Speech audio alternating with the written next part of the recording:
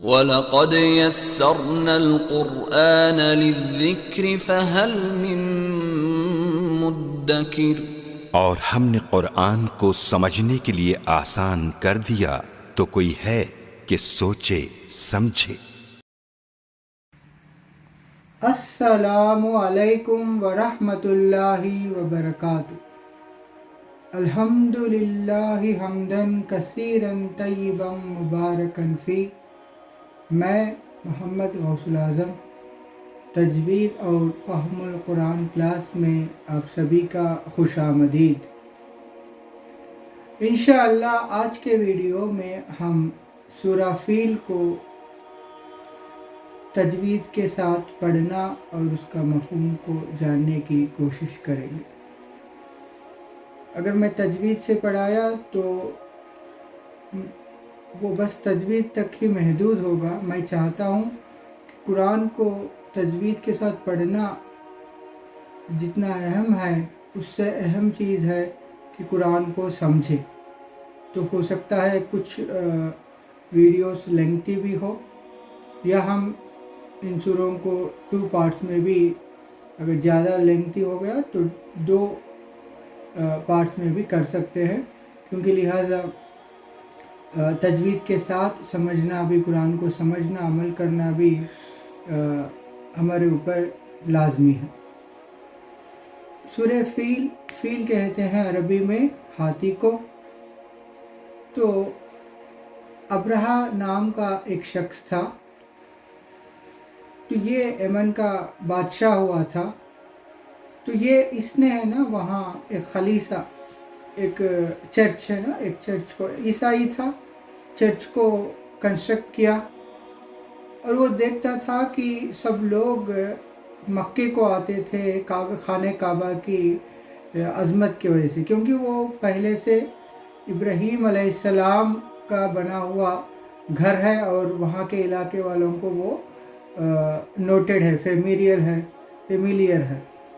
مگر یہ عیسائی چاہتا تھا کہ اب مکے میں جو خانہ کعبہ ہے، بیت اللہ ہے، اس کی عظمت کو نکال دے، اور سب لوگ اس کی جو خلیصہ تھا، بندھا ہوا تھا، چرچ تھا، اس کے طرف آئے۔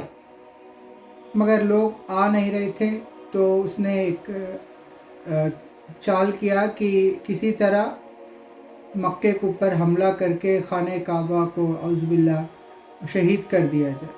اور یہ بات جب معلوم ہوئی مکے والوں کو، تو ان میں سے کچھ لوگوں نے وہاں جا کر، یمن جا کے، شام جا کے، جو اس نے کنسٹرکٹ کیا تھا، جو چرچ ہو یا خلیصہ آپ کہے، اس میں جا کے اس کی بے حرمتی کی، یعنی روایتوں میں دونوں ملتا ہے کہ رفع حاجت کر دیے، اس کی بے حرمتی کی اور ناپاک کیا اس کو، یا آگ لگا دیا۔ اور یہ بہانہ مل گیا ابرہہ کو، یعنی مکے کے لوگوں نے، اور جو خانہ کعبہ کے ماننے والے ہیں، اس کو عظمت کو تسلیم کرنے والے، ہمارے چرچ کا بے حرمتی کی، آگ لگا دی ہے، تو اس لیے ہم مکہ پہ حملہ کر رہے ہیں اور اس خانہ کعبہ کو شہید کرنا چاہتے ہیں۔ اس نیت سے اس نے چلا شام سے 60,000 فوج، اس میں ہاتھی بھی تھے، اس لیے ان کو اصحاب الفیل کہا گیا۔ تو مکے کو آیا، جو بھی واقعات ہیں وہ آپ تفسیر سے پڑھ سکتے ہیں، تفسیر کی کتابوں میں۔ تو اس وقت کعبہ کے متولی تھے، وہ ہے عبد المطلب، جو رسول اللہ صلی اللہ علیہ وسلم کے دادا جان۔ تو انہوں نے وہاں کے اس نے کیا کیا کہ وہاں کے لوگوں کے کچھ اونٹ کو، مال کو غصب کر لیا تھا۔ تو ان کو اچھی طرح پتا تھا مکے والوں کو کہ سب لوگ مل کر بھی ابرہہ کا لشکر کا مقابلہ نہیں کر سکتے تھے، کیونکہ 60,000 کا لشکر تھا۔ تو روایتوں سے ملتا ہے عبد المطلب ہے نا، وہ ابرہہ کے پاس گئے، اور ان سے ان کی شخصیت سے بہت متاثر ہو کے قریب آ کے بیٹھ گیا تھا، اور انہوں نے فرمایا کہ ہمیں ہماری اونٹ 200 اونٹ آپ لے لیے تو وہ واپس کر دیں. تو یہ بات سن کر وہ حیران ہو گیا تھا، اور میں تو سوچا تھا کہ آپ لیڈر ہیں، آپ کعبے کے کچھ رکشا کے بارے میں، اس کی حفاظت کے بارے میں بات کریں گے، مگر آپ نے اونٹ کی بات کر دی. کہ تو نہیں، میں تو اونٹوں کا مالک ہوں، اور وہ خانہ کعبہ جو ہے اس کا مالک، اس کا رب اور ہے، اس کو حفاظت وہ کر لے گا، اس کا گھر کا وہ حفاظت کر لے گا، اس کا رب اور ہے وہ کر لے گا کر کے عبد المطلب جواب دیتے ہیں. تو لہٰذا ابرہہ ان کے اونٹ واپس کر دیتا ہے، اور عبد المطلب اور سب مکے والے اپنے جو بھی چیزیں ہیں بچوں کو اور جتنا ان کا مال ہے، اونٹ ہو یا بکری، سب لے کے خالی کر کے چلے جاتے ہیں وہاں سے. تو اب اللہ تعالیٰ جو ابرہہ مکے کی طرف بڑھا تھا، تو اس کی اونٹ تھی، اس کا نام کتابوں میں آتا ہے محمود. تو وہ مکے طرف آگے بڑھتا نہیں تھا، مگر آگے مکے کے علاوہ کسی اور ڈائریکشن میں موڑتے تو وہ ضرور دوڑتا تھا، مگر جب اس کا ڈائریکشن مکے کی طرف ہوتا تو وہ بیٹھ جاتا تھا، چاہے کتنا بھی اس کو مارے وہ آگے بڑھتا نہیں تھا. تو کچھ لوگ سمجھ گئے کہ یہ معمولی چیز نہیں ہے، مگر ابرہہ تکبر والا، تو اس نے نہیں مانا اور کوشش کی. اتنے میں اللہ تعالیٰ نے پرندوں کو بھیجے جن بجن، بہت سے فلاکس، کیا کہتے ہیں پرندوں کے جھنڈ کو انگلش میں؟ فلاکس. تو بھیجے، جھنڈ بھیجے. تو وہ ہے نا اپنے چونچ سے اپنے پنجوں میں کنکریاں لا کر ان پہ ڈال دی. جیسے ہی ڈال دی وہ کنکری جس پر پڑتی تو ایک کھجلی کے جیسے روایتوں سے معلوم ہوتا ہے کہ ان کو کھجلی پیدا ہوتی تھی، اور وہ اتنی شدید ہوتی تھی کہ جیسے وہ کھجلی کو دور کرنے کے لیے کچھ رف کرتے تو وہ سکن وہاں سے نکل کے گر جاتا تھا، ہڈیاں تک بھی دکھ جاتے تھے، اور گوشت نکل کے گر جاتا تھا. اتنا سخت بیماری لاحق ہوتی تھی اس کے وجہ سے. تو یہ واقعہ رسول اللہ صلی اللہ علیہ وسلم کے پیدائش کے 50 دن پہلے ہوا تھا. یہ روایت ان سے ملتا ہے 50 دن پہلے، نبی علیہ السلام کے ولادت سے 50 دن پہلے یہ ہوا تھا. اور اس جو ایئر ہے یہ واقعہ ہوا تھا فیل کا، اصحاب الفیل کا، اس کو عام الفیل کے نام سے یہ سال مشہور ہوا تھا. تو اللہ تعالیٰ یہ فرما رہے ہیں، دیکھیں ابرہہ کعبے کو ڈھانے آیا تھا تو چھوٹے پرندوں کے ذریعے اللہ تعالیٰ نے اس کو ہلاک کر دیا. اے مکے والو، تم خود جانتے ہو اور اطراف کے لوگوں تم جانتے ہو کہ کیونکہ یہ 40 سال ہی ہوا تھا نبوت، رسول اللہ صلی اللہ علیہ وسلم کی پیدائش کے بعد 40 سال میں نبوت ملی، اس سے 40 سال پہلے ہوا تھا. تو وہاں کے لوگ، ایسے لوگ جو واقعہ کو دیکھے تھے وہ زندہ بھی تھے، تو اس واقعوں کو آپ دیکھ چکے تھے، آپ کے زبانوں پہ تھا، اس سٹوری کو آپ جانتے ہیں. تو کعبے کا رب جو ہے ابرہہ کو ہلاک کر دیا پرندوں کے ذریعے، وہی رب اب محمد صلی اللہ علیہ وسلم کو اپنا رسول بنا کر بھیج دیے، اور اس کا پیغام ان کے اوپر آ رہا ہے، قرآن کلام رحمان. اگر آپ ان کی تکذیب کریں گے، ان کے کاموں میں رکاوٹ ڈالیں گے، ایمان لانے کے وجہ سے غلاموں پر سختی کریں گے، کیونکہ یہ اس ٹائم پہ نازل ہوا جب مکے کے لوگ ایمان لانے والے غلاموں کو، بلال حبشی ہو، قباب بن ارد ہو، جو بھی لائے تھے ان سب کو طرح طرح کے اذیتیں دے رہے تھے. تو اللہ تعالیٰ ایک طرف سے بتانا تھا کہ تم جانتے ہو کہ ابرہہ کو اللہ تعالیٰ نے کیسے ہلاک کیا. اب یہ پیغام اللہ کے طرف سے ہے، محمد صلی اللہ علیہ وسلم اللہ کے رسول ہے. اگر آپ نے ان کو تنگ کیا، ان کے ساتھیوں کو تنگ کیا، تو وہ تمہیں بھی ہلاک کر سکتا ہے. اس پس منظر میں مفسرین فرماتے ہیں کہ یہ سورہ نازل ہوا. اتنی بات آپ دھیان میں رکھیں. اگر آپ پہلی بار اس چینل پہ آئے ہیں تو اس چینل کو سبسکرائب کریں، اپنے دوست احباب میں اس خیر کو شیئر کریں۔ انشاءاللہ اب ہم باقاعدہ سورہ فیل کو شروع کریں گے۔ اعوذ باللہ من الشیطان الرجیم، بسم اللہ الرحمن الرحیم۔ پہلی آیت دیکھیں،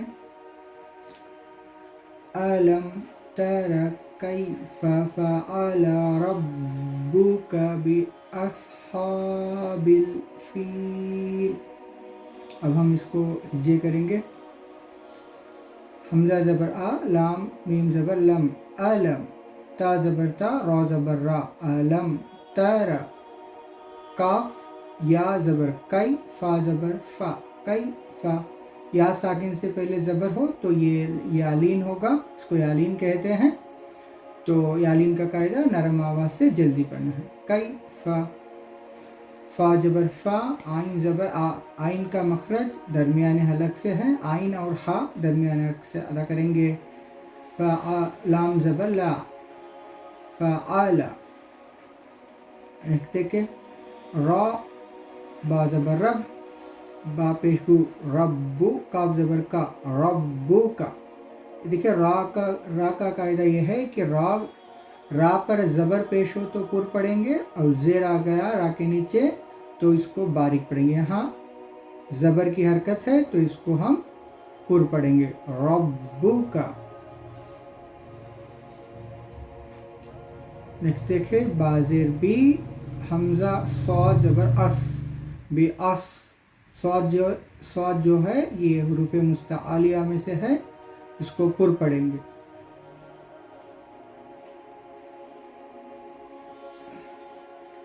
نیکسٹ دیکھیں، ہا کھڑا زبر ہا، با لام زیر بل، حابل، تو بی اصحابل، ہا جو ہے یہ درمیان حلق سے ادا ہوگا، ہا حابل، اس طریقے سے۔ دیکھیں،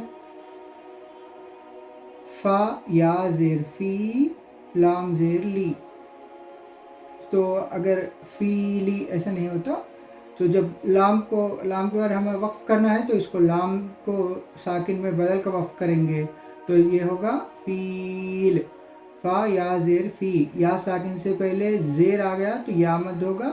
مد کا قاعدہ ایک الف کے برابر، الف مد ہو، یا مد ہو، واو مد ہو، ایک الف کے برابر اس کو ہم کھینچ کے پڑھیں گے، فیل۔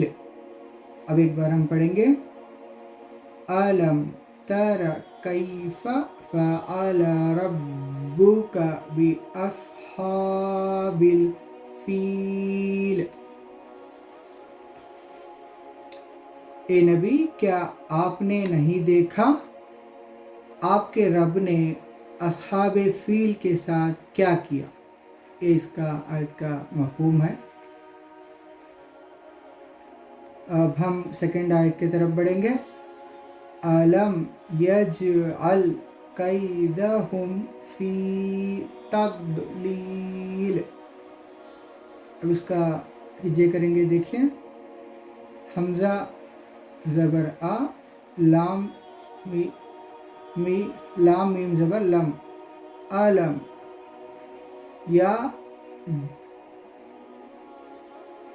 یا جیم زبر یج، دیکھیں جیم کے اوپر جزم آئے تو یہ حروف قلقلہ میں سے ہے، حروف قلقلہ 5 ہے، قاف تا با جیم دال، اگر اس کے اوپر جزم آ گیا تو اس کی آواز لوٹے گی، ایکو ساؤنڈ کے ساتھ پڑھنا ہوگا، اس کی آواز ریپیٹ ہوگی، لوٹے گی۔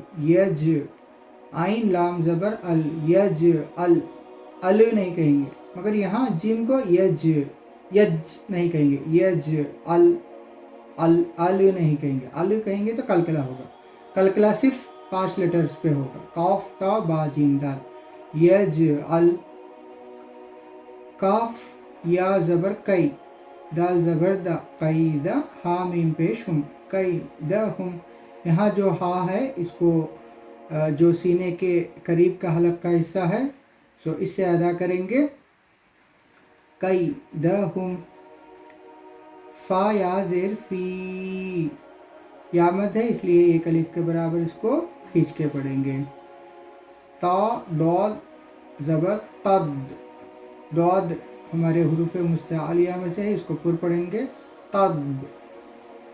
لام یا زیر لی، جب لام دو زیر لن ہوگا، اگر یہاں وقف کرنا ہے تو اس لام کو ساکن میں بدلیں گے تو ہوگا تضلیل.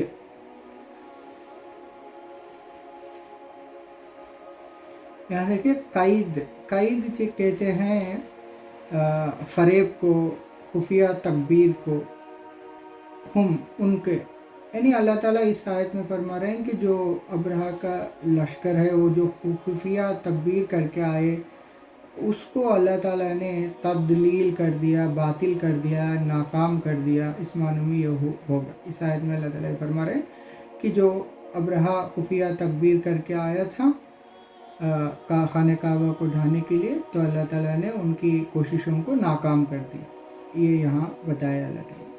تو دیکھیں أَلَمْ يَجْعَلْ كَيْدَهُمْ فِي تَضْلِيلٍ.